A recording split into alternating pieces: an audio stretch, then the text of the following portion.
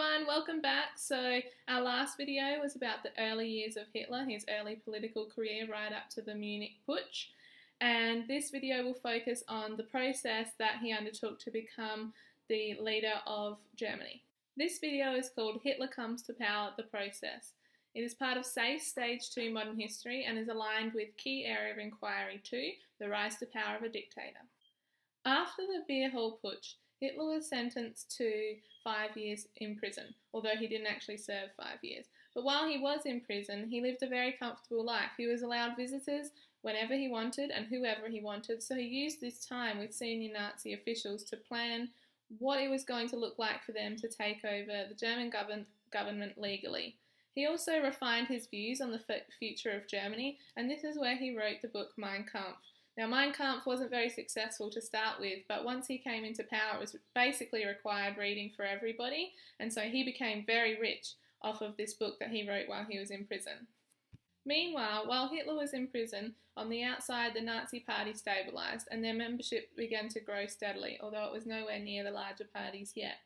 Germany also stabilised. Its economy was beginning to recover from the inflation crisis that happened after the payment of reparations for World War I began.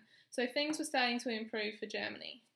Hitler was released from prison in 1925, and he was released with the resolve that he needed to take power of the German government legally. Of course, he did want to become the ultimate leader, a dictator, but he needed to move through this process somewhat legally so that the German people could feel that he was a legitimate leader. He made his return to politics upon his release, and his popularity was helped along by the Great Depression and the fact that the party was very skilled in campaigning. I'll talk further about these processes in a later video. Hitler's journey to becoming the dictator of Germany began in 1930.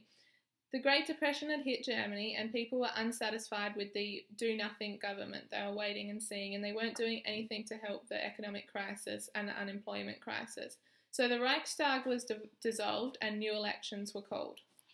In the 1930 election, the Nazi Party won 107 seats in the Reichstag.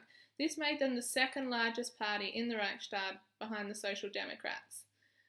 However, they couldn't put into place the plan for Hitler to become the dictator of Germany until they had a majority party. So the success of this election is somewhat questionable because they didn't get their ultimate goal of becoming the majority party in the Reichstag. So to ensure that this happened, they kept up the narrative that only Nazis could deliver economic success. The current government was weak, they were doing nothing to help Germany, and only the Nazi Party could rescue Germany from its economic crisis. To continue with this, Hitler ran for president in 1932, but he came second to the popular Hindenburg. After losing the election for presidency in 1932, Hitler turned his attention to becoming Chancellor of Germany. The Chancellor is the leader of the Reichstag.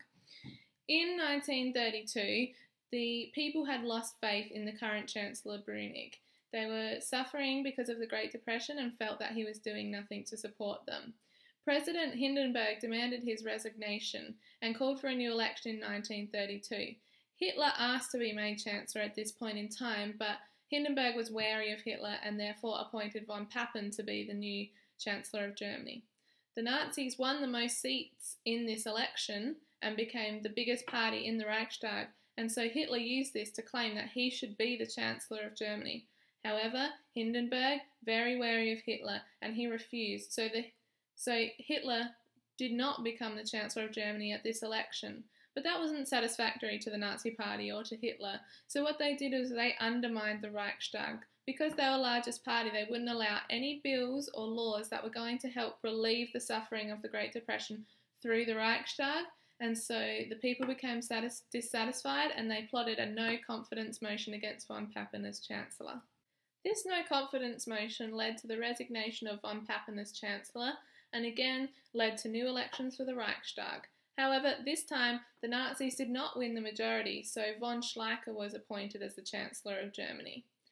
Again, this was dissatisfactory to the Nazi Party, and they caused instability in the Reichstag again, not allowing bills through, not allowing laws through, basically making the government ineffective.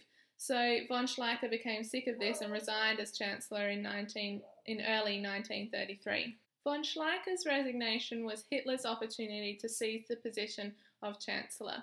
It became evident that Hitler and the Nazi parties were not going to allow the government to be an effective government until Hitler was appointed Chancellor. Again, this required new elections, but the days in the lead up to the election were violent. Hitler's SA were causing trouble in the streets and clashing with the Communist Party. Hitler's opportunity came on the 27th of February. The Reichstag was set alight and nearly burned to the ground. Hitler used this opportunity to draft the emergency decree. He claimed that it was the communists that set the Reichstag on fire, but many people have the theory that the Nazi Party set it on fire themselves, and so they could blame the Communist Party.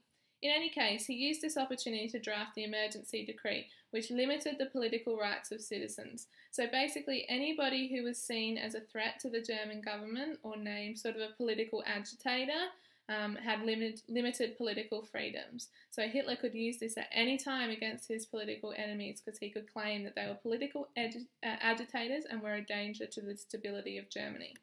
Shortly after the Reichstag fire, the election occurred. Hitler campaigned against the Communist Party using the fact that they set fire to the Reichstag as one of his key points about the dangers of the Communist Party. The Nazis won 44% of the vote in this election, and then they used a partnership with the Nationalist Party, who also won 8% of the vote, to form a majority in the Reichstag. Now that he had a majority in the Reichstag, Hitler was able to put in the process that allowed him to take absolute power legally. On March 23, the Reichstag passed the Enabling Act. However, Hitler knew that the Communist Party wouldn't allow the two-third majority that he needed to pass this bill. So Hitler used the Emergency Act to ban the Communist Party from taking their seats in the Reichstag to vote. So basically he said that the Communist Party were political agitators and they were dangerous to Germany, so they weren't allowed to take part in this particular vote. The Enabling Act was very important because it allowed Hitler and his cabinet to make laws without having to pass them through the Reichstag. So basically any law that they wanted to put in to Germany, they could just discuss in their cabinet meeting and put into law without having to put it through the Reichstag for a vote. 2 weeks later, they put a new law that stripped German states of any power. So the regional states could not have any say in lawmaking. And then 3 months later, it became the fact that Hitler took absolute power of Germany because the Nazi Party was declared the only legal political party in Germany. So there you have it. Hitler did come to power legally in Germany. He used his influence in the Reichstag to cause an unstable government and kept doing this until he was made Chancellor of Germany. Once he was made Chancellor of Germany and had a majority in the Reichstag, he was able to manipulate the process to come to power and make himself absolute leader of Germany in a legal fashion. Next video, I'll talk about the factors that allowed him to get his majority in the Reichstag. What was it about the Nazi Party that appealed to the German people? See you next time.